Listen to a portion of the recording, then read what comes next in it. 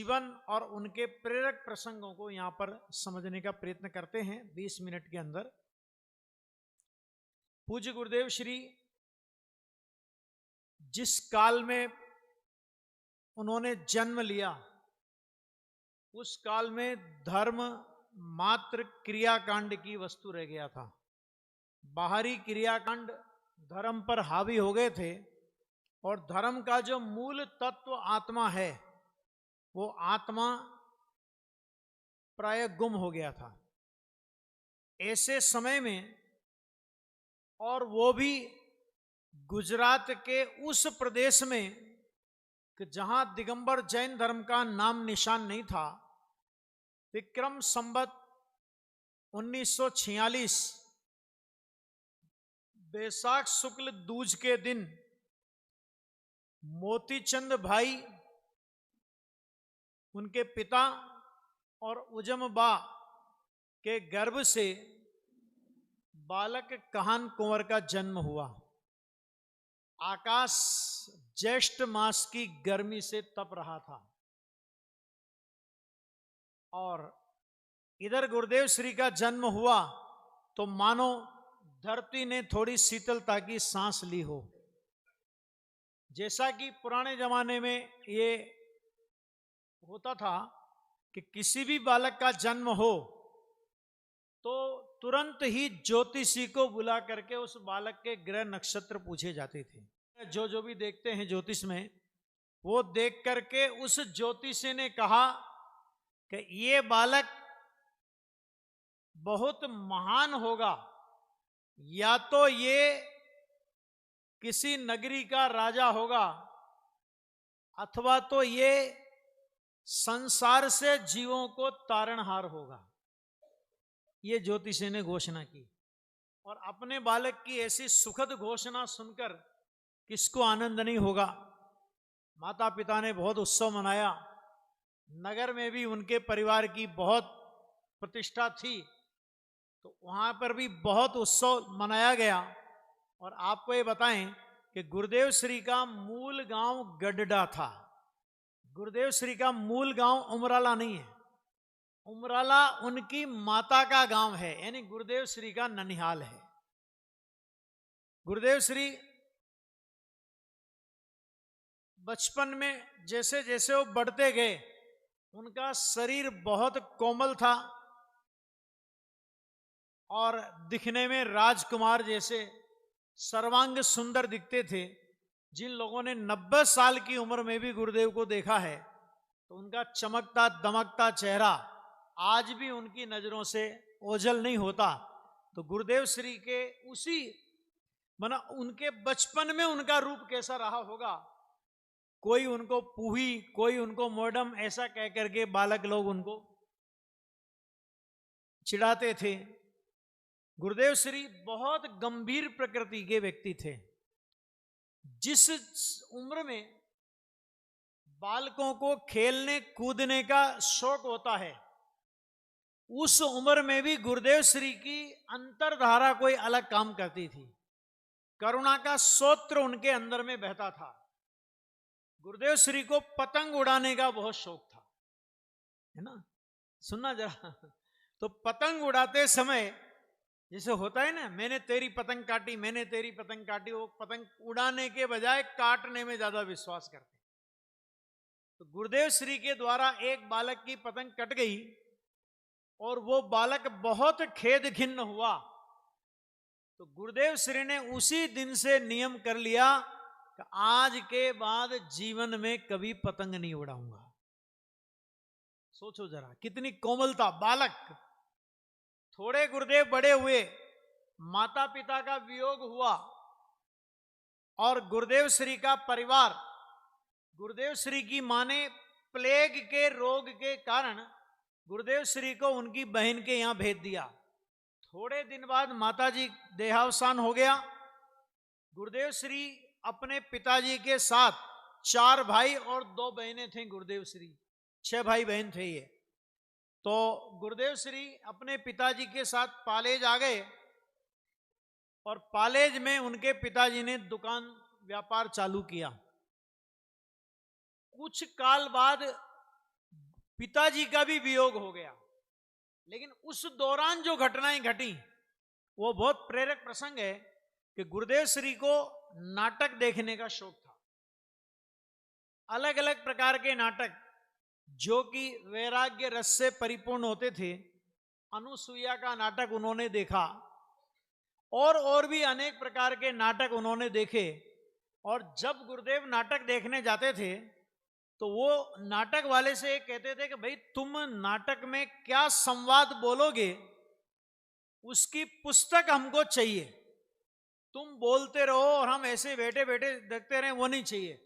तो उस जमाने में 12 आने का नाटक का टिकट होता था और 12 आने की पुस्तक होती थी। और गुरुदेव ने वो परंपरा जीवन पर्यंत चालू रखी कि अगर हम यहां पर शास्त्र पढ़ेंगे तो हमारे सभी श्रोताओं के हाथ में शास्त्र होना चाहिए, किस शब्द का क्या अर्थ हो रहा है वो ख्याल में आवे। जो नाटकों में गुरुदेव रामलीला भी देखने गए। तो रामलीला देखने गए तो एक बार उन्होंने एक पद बनाया, शिव रमणी रमनार तू ही देवनो देव। यानी गुरुदेव को नाटक के अंदर भी राग रंग के प्रसंग याद नहीं रास नहीं आते थे, उनमें से वो वैराग्य का रस ग्रहण करते थे। अनुसुईया का नाटक जब देखने गुरुदेव गए, उसकी पूरी घटना मैं नहीं बता रहा हूं, लेकिन अनुसुईया जब अपने बेटे को झूले में झुला रही थी तब वो कह रही थी, बेटा शुद्धोसी बुद्धोसी निरंजनोसी निर्विकल्पोसी। गुरुदेव अपने प्रवचनों में कहते थे कि बहुत से शब्द थे, उसमें से हमको ये 4 शब्द याद रहे। अरे जो बातें उस जमाने में नाटक में चलती थी आज वो बातें संप्रदाय में सुनने को नहीं मिलती। ये गुरुदेव के प्रवचनों में कई बार ऐसे प्रसंग आते थे। गुरुदेव की प्रामाणिकता का अगर अपन प्रसंग देखें तो गुरुदेव श्री दुकान का माल लेने के लिए जाते थे, मुंबई जाते थे पालेज से। तो होता क्या था कि एक बार अपने भागीदार के साथ वो माल लेने गए और उन्होंने बहुत सारा माल वहां पे परचेज कर लिया और परचेज करके रेलवे स्टेशन पे आ गए। तो गुरुदेव ने पूछा, तुमने लगेज का टिकट लिया कि नहीं लिया? तो भागीदार बोला, लगेज का टिकट लेने की क्या जरूरत है, यहां से अपन बैठेंगे, अपने को कौन पूछने वाला है, और पालेज में तो रेलवे मास्टर अपनी जान पहचान का है। गुरुदेव ने कहा, कोई पूछे या नहीं पूछे हम अनैतिक आचरण नहीं करेंगे, आप एक्स्ट्रा वजन का टिकट लेकर के आइए, उसके बाद ही हम रेल में यात्रा करेंगे। और मजबूरन उसको वो टिकट लेके आना पड़ा। जबकि हम अपने जीवन में देखते हैं कि मान लीजिए 12 साल की उम्र तक या 11 साल की उम्र तक, मुझे वो पता नहीं है, आधा टिकट बच्चे का लगता हो तो 15 साल के बच्चे को भी अपन पढ़ा के बैठा देते हैं रेल में, बेटा टिट्टी आवे ना तो बोल देना मैं तो 11 ही साल का हूं अभी। ख्याल में आया? और वो 150 रुपए के लिए अपन लोग झूठ बोलने की शिक्षा देते हैं और बच्चे को झूठ बोलने के लिए प्रेरित करते हैं। गुरुदेव का ये प्रामाणिक व्यवहार। एक बार ऐसा प्रसंग बना, प्रसंग बहुत है लेकिन मैं मुख्य बता रहा हूं कि एक बार ऐसा प्रसंग बना कि दीपावली का समय था और एक पुलिस वाला आया गुरुदेव से इनाम लेने। सारी दुकान पे बख्शिश बोलते थे गुजरात में उसको, कि बख्शिश लेने, मैंने इनाम लेने आया। तो गुरुदेव ने कहा कि ले जाओ भाई, 8 आने ले जाओ। तो पुलिस वाला अड़ गया, नहीं साहब मैं तो 1 रुपया लूंगा, 1 रुपये से कम नहीं लूंगा। अरे आप बच्चों को सबको आश्चर्य लग रहा होगा, 1 रुपया, अरे उस जमाने का 1 रुपया माने आज का कितना गुना होगा वो सोच लेना। तो वो पुलिस वाले ने कहा मैं 1 रुपया लूंगा। गुरुदेव ने कहा 8 आने से ज्यादा नहीं दूंगा। पुलिस वाले ने कहा 1 रुपये से कम नहीं लूंगा। गुरुदेव ने कहा हम सीधे साधे आदमी हैं, हमारा तुम्हारा कोई काम नहीं पड़ता, हम कोई गलत धंधा नहीं करते, लेना हो तो ये लो, नहीं है तो मैं नहीं दूंगा। पुलिस वाला नाराज हो गया और गुरुदेव श्री पर एक खोटा मुकदमा उसने चलाया। और क्या मुकदमा चलाया कि ये बनिया अफीम का व्यापार करते हैं, और गुरुदेव श्री पर वो केस उसने चलाया। बड़ोदरा की कोर्ट में वो केस चला, और जब गुरुदेव श्री बड़ोदरा की कोर्ट में हाजिर हुए तो सारे सगे संबंधियों को बड़ा डर लग रहा था, क्योंकि गुरुदेव श्री को सब लोग भगत कहते थे। बचपन से धार्मिक रुचि थी, दुकान पर भी शास्त्र स्वाध्याय करते थे। उनको लगा कि इनको दुनियादारी का ज्यादा कुछ ज्ञान है नहीं, और न जाने ये क्या बोल देंगे और अभी क्या क्या क्या हो जाएगा। लेकिन पेशी पे तो उन्हें उपस्थित होना था। जैसे ही गुरुदेव ने कोर्ट में प्रवेश किया, गुरुदेव की मुख मुद्रा देखकर जज को आश्चर्य हुआ कि ये व्यक्ति और अफीम का धंधा हो ही नहीं सकता। तो गुरुदेव के लिए उस जज ने कहा कि इनको कटघरे में खड़ा नहीं किया जाए, हम इनको बाहर ही खड़ा रखो, हम वहीं उनसे पूछताछ करेंगे। और गुरुदेव से 3 घंटे तक पूछताछ हुई। इधर गुरुदेव से पूछताछ हो रही थी, उधर उनके सगे संबंधियों की धड़कन बढ़ रही थी, न जाने क्या हुआ होगा, न जाने क्या हुआ होगा। और गुरुदेव ने तो जो घटना हुई थी वो घटना जैसी थी वैसी बता दी कि साहब ऐसा था, 8 आने मांगने, बख्शीश मांगने आया, 8 आने हमने दिए, इनने 1 रुपया मांगा, हमने नहीं दिया। वो सारा घटनाक्रम बता दिया। और गुरुदेव के वक्तव्य से जज इतना प्रभावित हुआ कि उनने कहा कि इस मामले की जांच करने के लिए कोर्ट खुद पालेज जाएगी और वहां पर पूरे मामले की जांच की जाएगी।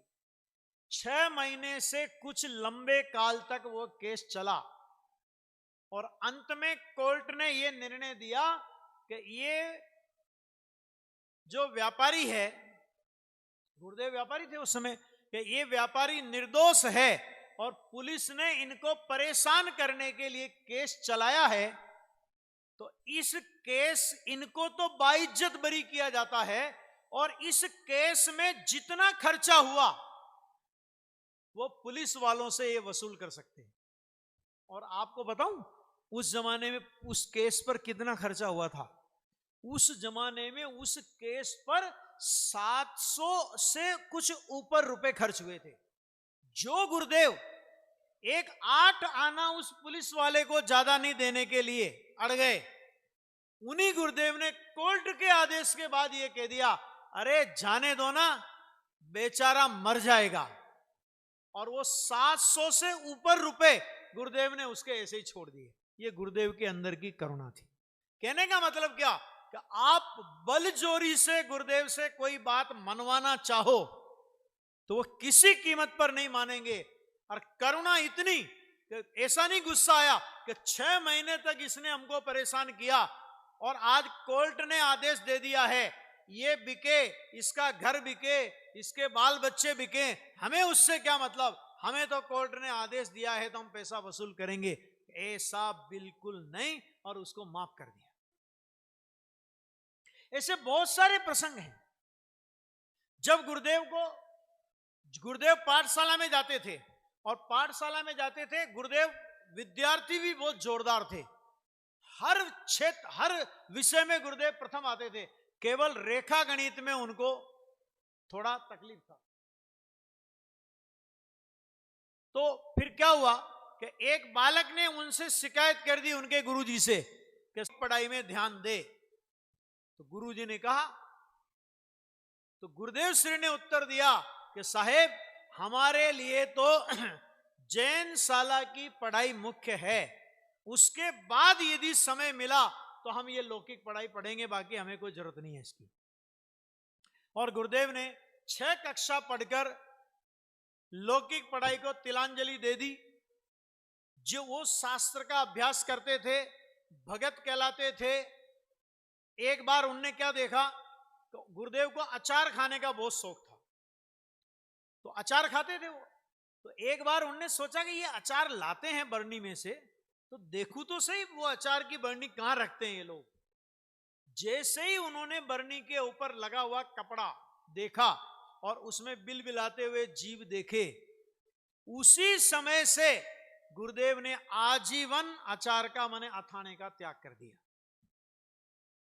अब कितने प्रसंग आपको बताएं, है ना। फिर जब गुरुदेव को एक बार गुरुदेव आ रहे थे, मार्केट में होंगे या कहीं होंगे, एक श्वेतांबर साधु थे महाराज रतनचंद जी। उस रतनचंद जी महाराज को वैराग्य की मस्त चाल में देख करके गुरुदेव को भाव हुआ, जीवन हो तो ऐसा, वैराग्य की मस्त चाल। और वहीं से गुरुदेव के मन में भावना बलवती हो गई, अब हमें तो यही काम करना है। स्वाध्याय थाई, खुशहाल भाई सबकी शादियां हो गई। गुरुदेव के बड़े भाई खुशहाल भाई, गुरुदेव के लिए भी बहुत अच्छे अच्छे परिवारों से संबंध आने लगे। तो गुरुदेव से खुशहाल भाई ने कहा, कांजी तुम्हारे लिए फलाने सेठ की कन्या का संबंध आया है, हमें तुम्हारी सगाई करनी है। तो खुशहाल भाई को गुरुदेव ने कहा कि भैया हमारे से छोटे मगन भाई की शादी आप कर दो, मुझे आजीवन ब्रह्मचारी रहना है, और इतना ही नहीं मुझे तो दीक्षा लेने का भाव भी है। और खुशहाल भाई को गुरुदेव के प्रति बहुत अनुराग था। खुशहाल भाई ने कहा कि भाई तुमको अगर शादी नहीं करना है मत करो, तुमको व्यापार धंधा भी नहीं करना है मत करो, हम आजीवन तुम्हारे सुरक्षा की गारंटी लेते हैं, लेकिन घर छोड़ने की बात मत करो। खैर गुरुदेव ने घर छोड़ा, दीक्षा ली। दीक्षा के टाइम पर 2000 लोग वहां पर उपस्थित थे। उमराला में दीक्षा दिलाई गई थी उनको, और उस जमाने में 1800 रुपए खर्च हुए उस जमाने में, ठीक है। जिस समय गुरुदेव दीक्षा के लिए हाथी पे चढ़ रहे थे, उनके धोती फट गई फंस करके। तो गुरुदेव ने कहा, सोचा कि मुझे लगा तो था कि कुछ गलत हो रहा है, लेकिन सत्य मार्ग क्या है ये सामने पता नहीं था। तो गुरुदेव ने सोचा कि अभी दीक्षा ले लेते हैं, निवृत्ति ले लेते हैं, और सत्य की खोज तो अपने को स्वयं को करनी पड़ेगी। गुरुदेव श्री ने दीक्षा ले ली। दीक्षा लेने के बाद कठोर आचरण और उनके सारे 32 और 45 आगमों को उन्होंने पढ़ा। उनके यहाँ पे पात्र रंगने का काम होता है, पात्र लाते हैं, 2-3 घंटे उसमें जाते हैं। अपने गुरु जी से पूछा कि कहा महाराज, हीराचंद जी महाराज उनके गुरु थे, कि ये शास्त्र स्वाध्याय छोड़ करके ये पात्र रंगने का काम, ये कौन सा धर्म है? तो उनके गुरु ने, मानो भविष्य का सूचक कोई वाक्य उनके मुख से निकला हो, तो उनके गुरु ने कहा, अरे तुमको पात्र रंगना नहीं सुहाता तो पात्र और वस्त्र बिना के गुरु ढूंढ लो। क्यों? उनको लगता था कि ऐसा कोई गुरु होता ही नहीं है। तो कुंद आचार्य के चित्र की ओर परमागम मंदिर में जब प्रवचन करते थे और ये प्रसंग गुरुदेव सुनाते थे, तो उन्होंने कहा, गुरु ने कहा वस्त्र और पात्र बिना का गुरु ढूंढ लो, और हमने कुंद आचार्य गुरु ढूंढ लिए। समझ में आया? उसके बाद गुरुदेव श्री का अध्ययन, मनन, चिंतन और विक्रम संवत, सुनना ध्यान से, 1978 में समय सार मिला, ये बात आप सबको पता है। लेकिन 1977 में भी गुरुदेव को समय सार मिला था, ये बात गुरुदेव के प्रवचन में मैंने सुनी है। लेकिन उस समय गुरुदेव को विहार की जल्दी थी, कहते अभी टाइम नहीं है, अभी टाइम नहीं है, अभी टाइम नहीं है, और वो समय सार उन्होंने रख दिया। क्यों? क्योंकि उस समय योग्यता का परिपाक नहीं हुआ था। और बाद में 1978 में दामोदर सेठ, जिसके लिए गुरुदेव कहते थे घनी विपरीत दृष्टि छे, अभिमानी छे, उस दामोदर सेठ ने एक किताब समझ करके, अपने काम की तो है नहीं, इन महाराज को दे दो। अगर उसको ये पता होता कि ये एक किताब इतनी जबरदस्त क्रांति कर देगी और ये महाराज हमारा संप्रदाय छोड़ के खुद तो चले ही जाएंगे, न जाने कितने लोगों को ले जाएंगे, तो भाई साहब वो इतनी रिस्क नहीं लेता। समय सार मिला और गुरुदेव का जीवन जो परिवर्तन हुआ, अभी हम लोगों ने समय सार का शताब्दी वर्ष मनाया और देखा कि 100 साल में कितनी बड़ी क्रांति हुई, कितने शिविर लगे, कितने मंदिर बने, कितनी प्रतिष्ठाएं हुई, कितनी यात्राएं की, है ना। और एक बात कह करके कि देखो भाई,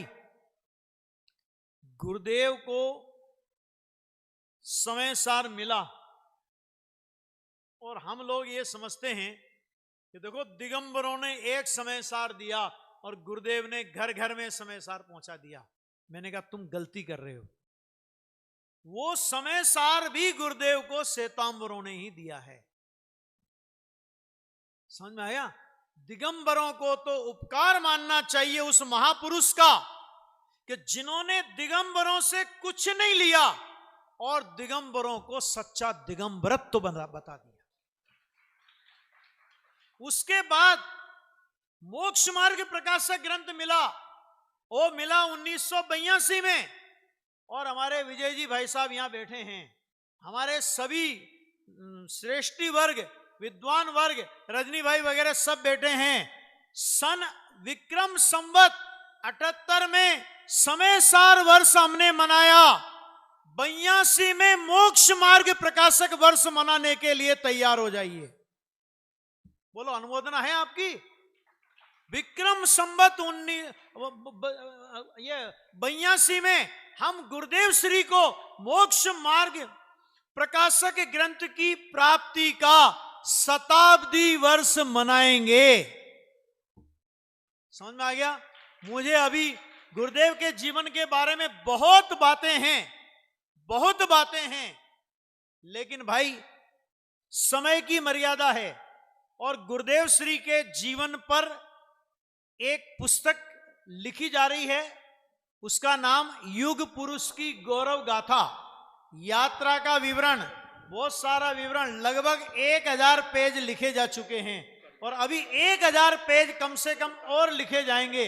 2000 पेज के लगभग गुरुदेव श्री का वो जीवन वृत्तांत लगभग 4 वॉल्यूम में आपके सामने बहुत जल्दी प्रस्तुत करने का प्रयास करेंगे। एक एक घटना जो भी हमारी जानकारी में आई और उसका प्रमाण हमको मिल गया, उस घटना को उसमें स्थान दिया जा रहा है और वो बहुत बड़ा एक गुरुदेव का जीवन का दस्तावेज होगा जो हमारे लिए प्रेरणास्पद होगा, हमारी आगामी पीढ़ी के लिए प्रेरणास्पद होगा।